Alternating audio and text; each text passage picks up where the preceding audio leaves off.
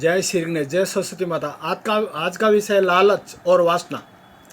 लालच और वासना आजकल इस दुनिया के अंदर पूरी दुनिया में फैला हुआ है, जिसके कारण पूरा हर इंसान का सत्यानाश हो रहा है। क्योंकि लालच उतना ही करना चाहिए जितना अपनी ज़िंदगी को गुजारना पड़ता है। ज़िंदगी के हिसाब से लालच की अच्छा है। यदि अति लालच करते हैं तो उससे पतन होता है और वो पापों को आकर्षित करता है। इसके लिए कभी भी लालच उतना ही कीजिए जितना अपने को ज़रूरत है। उसी प्रकार से वासना का लालच की जितनी ज़िंदगी गुजारने के लिए रहता है, उसी प्रकार से वासना का जैसे खाने के अंदर नमक डालते हैं, उसी प्रकार से टेस्ट के लिए ज़िंदगी को जीने के लिए वासना का उतना ही उपयोग होना चाहिए। यदि अति उपयोग हुआ वासना का तो इनका कोई लिमिट नहीं है। ये दोनों ऐसे बिना लगाम के घोड़े हैं, जितना आप दौड़ाएंगे दौड़ते जाएंगे।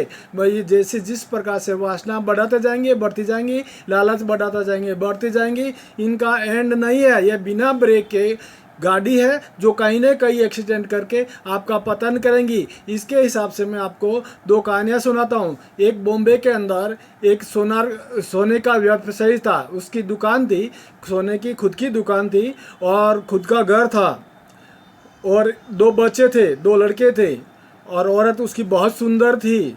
और उसकी दुकान के नज़दीक एक झोपड़पट्टी पड़ती थी। तो वो धंधा, सोने का धंधा अच्छी तरह से ईमानदारी से करता था।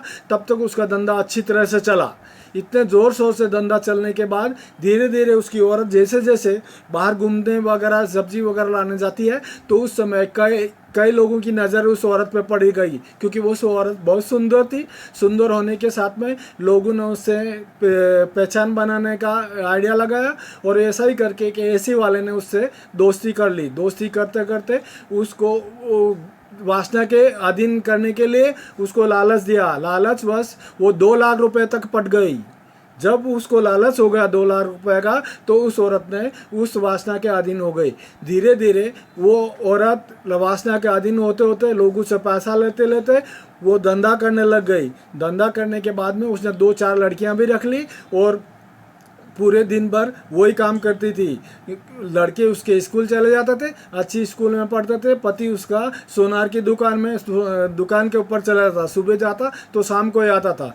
तो वो उसके हिसाब से जो अच्छा धंधा गुडविल अच्छा चलता था, तो जो औरत के गलत कामों की वजह से पति को भी गलत आदतें लगने लग गई और वो साहूकारी का, जैसे वो गिरवी का धंधा करते हैं वो करने लग गया।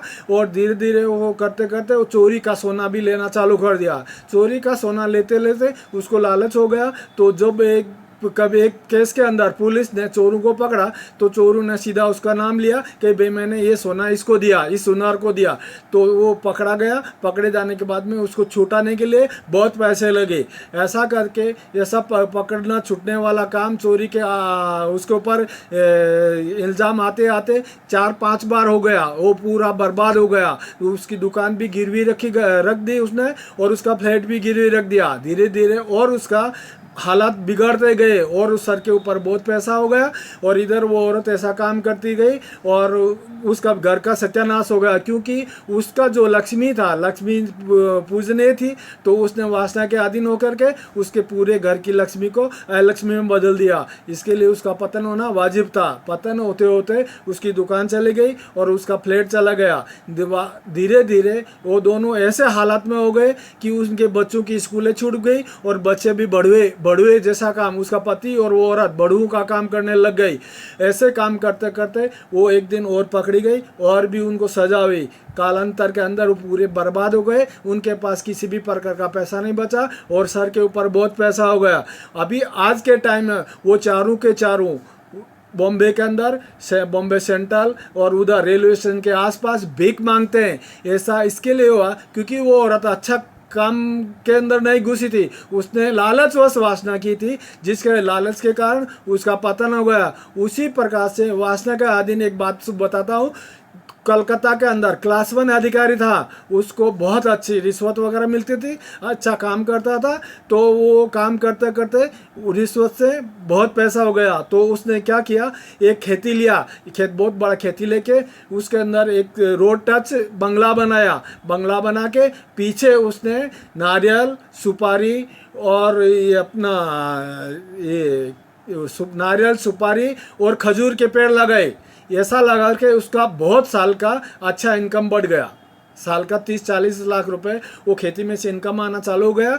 और वो नौकरी से और रिश्वत से क्लास वन अधिकारी था, अच्छा पैसा मिलता था, सब कुछ अच्छा चल रहा था। उसको 1-1.5 साल की बच्ची थी और 2.5-3 साल का एक बच्चा था।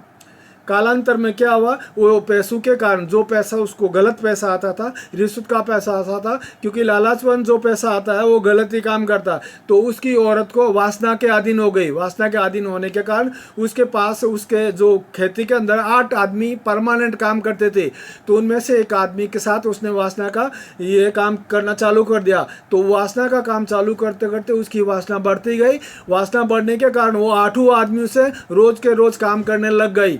तो ऐसा कुछ घटने के बाद में उन बच्चों की तरफ उसका ध्यान नहीं गया। बच्चों की तरफ ध्यान नहीं जाने से एक दिन बच्ची वो भूख के मारे तड़प रही थी, तो उसकी माँ के पास आई, माँ मुझे भूख लगी है। उसको ये चीज़ें समझती नहीं थी कौन क्या कर रहा है, तो वो कुछ न समझ होने के कारण वो उसके पास आने से उस औरत ने क्या किया, उसका सर पकड़ा और पकड़ के धक्का दिया। धक्का देते जैसे ही वो नीचे फर्श के नीचे गिर गई, गिरने से उसका सर टूटा। सर टूटने से वो उसकी मृत्यु हो गई। मृत्यु होने के बाद में जो आदमी वासना के साथ में उसमें था, उस आदमी को उसने बोल करके पीछे खेती के अंदर उसको गड़वा देने के बोला का। ऐसा करते 2 दिन हो गए, जब तक पति को कुछ नहीं मालूम पड़ा। तीसरे दिन योगायोग से वही काम जैसा वो हमेशा से वासना के अधीन होकर काम कर रही थी, तो बच्चा भी भूखा मरने लग गया। बच्चे को भूख लगी, तो 3 साल का बच्चा था, तो वो आया माँ के पास, माँ मुझे भूख लगी। योगायोग से वो पेरू की तरफ खड़ा था लड़का, तो उसने जोर से उसकी माँ ने बच्चे की तरफ लात मारा और वो दीवार को लगा। दीवार को लगने से उस बच्चे का सर फूट गया और वो तड़प करके मर गया। मरने के बाद में उसी को ही, उस बच्चे को भी उसने खेती के अंदर उस आदमी को बोल कर गड़वा दिया।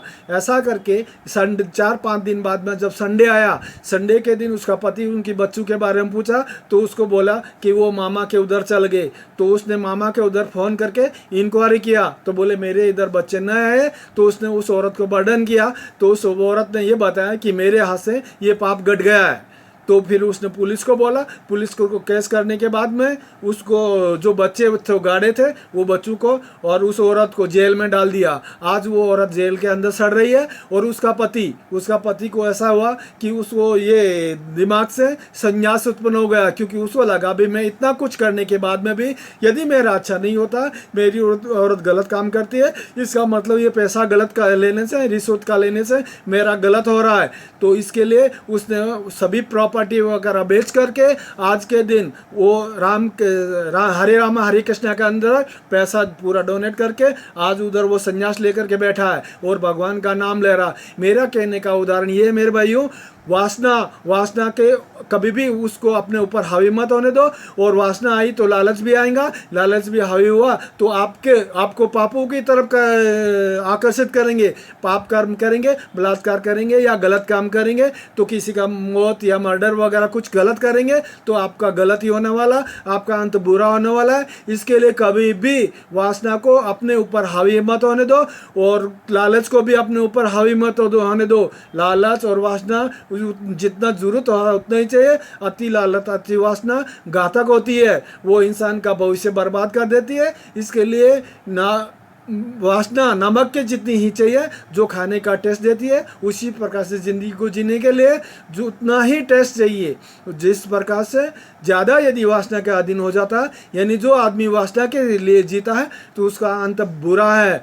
और लालच भी ऐसा है, जो लालचवश आदमी गलत काम करने लग जाता है, पापों को करने लग जाता है, तो पाप उसका एक न एक दिन अंत करते हैं। इसके लिए पाप के लिए, लालच के लिए कभी मत जियो। अपने ज़िंदगी के लिए लालच करो, उतना ही करो ज़िंदगी अपनी जिस प्रकार से अच्छी और सफल ज़िंदगी जी सके।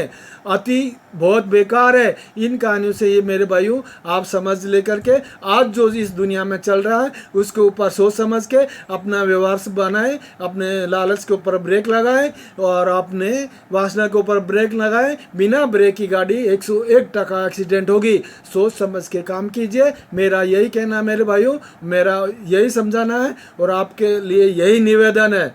और मैं जिन लोगों ने मेरे ये वीडियो, जो भी वीडियो मेरे आज तक के शेयर किए और सब्सक्राइब किए और लाइक किए, उन सभी का मैं आभारी हूँ।